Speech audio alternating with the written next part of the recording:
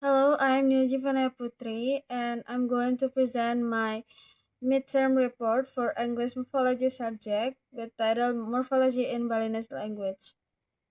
And in this presentation, I will explain the background and the purpose of the paper and give examples of Balinese words, discuss morpheme analysis, explain the morphological process, and ending with a short comparative reflection. And this paper aims to analyze morphological aspects of the Balinese language, focusing on how words are formed and how affixes function in Balinese. And as we know, morphology is a branch of linguistics that study how morphemes, which is the smallest meaningful units, combine to form words. And the purpose of this study is to identify root words and affixes in Balinese vocabulary and to describe their meanings and grammatical functions. And the data that I use in this paper were taken from daily conversation and dictionaries. And each word was analyzed based on its structure and how it is used in sentences.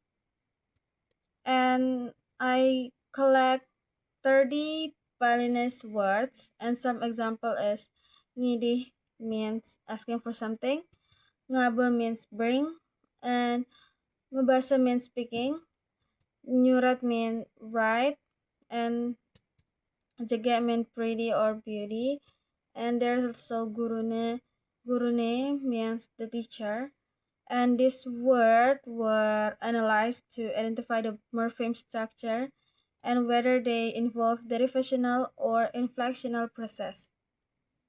And from the data, we can see that many Balinese words are formed by adding prefixes and suffixes. For example, nyampat consists of the prefix ny, nya, and the root sampat. It changed the word from a noun to a verb, like the word sampat, which is with which means broom, which a noun, cha- um, changing into a verb with the prefix ny, nyampat, and it means to sweep. And this is a derivational process. There's also mapamitan, has the prefix ma and the suffix an. It comes from pamit, meaning to say goodbye, and this process changed the form and meaning, so it also derivational. And there's mabreok has a prefix ma, and it comes from the root word breok means spell, and it forms an intransitive verb spelled with ed. Since the word class doesn't change, this is inflectional process. And there's also gurune and panane use the suffix ne, which mean a possession like the teacher and the child, and this also inflectional morphemes. And the analysis shows that the derivational morphemes are used to form new words or change the grammatical categories, the word class, while inflectional morphemes only indicate the grammatical relationships without changing the word class. I think it's just the same as the in the English morphology. And in Balinese, several morphological processes can be found, such as affixation, circumfixation, and reduplication. Reduplication. And there's some example for affixation. The first one is mabunga. It has ma as the prefix, the affixes, and bunga as the root or the free morpheme. Uh, and mabunga means half flowers. And there's also nyampat, like I have mentioned before.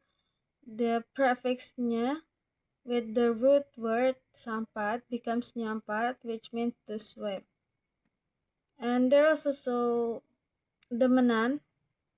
The root word or the base word is daman, with the suffix or the affixes an, and it becomes the manan that means to prefer.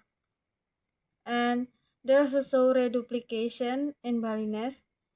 For example, kakap kakap, which express repetition or frequency, and that word means often surprise or easily startled.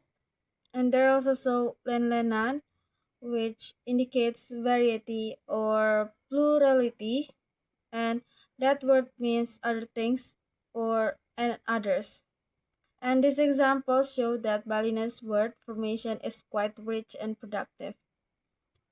And from the list of words, we can divide them into two categories. And the first one is inflectional words that include gurune, panakne, mabreok, ngajang, kaanggan, and majalan.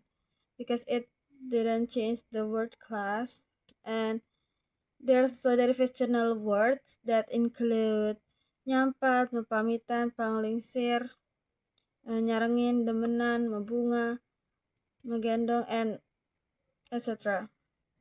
And this classification shows that the Balinese language use both process depending on the function and the meaning of the word. And when we compare Balinese morphology with English morphology, we can see some clear differences. In English, inflection is quite simple. For example, like we added the S for plural and ed for past tense. And English also use derivational affixes such as un or ness, but these are kind of limited. And meanwhile, in Balinese morphology relies more heavily like on affixation. Prefix like ma, nya, and pang can completely change the grammatical class or meaning of a word. And during the analysis, one of the challenges I found was deciding whether an affix was derivational or inflectional, because sometimes the change of the meaning is very subtle, but overall it helped me understand how different languages use morphology to create meaning. To conclude everything, the Balinese language shows a complex and systematic morphological structure. It used derivational, inflectional morphemes, affixation, circumfixation, and reduplication to form words and express different meanings. And through this study, I have learned that morphology helps us understand not only how words are formed, but also how meaning is constructed in each language. And I think that's all from me. Thank you for listening to my presentation.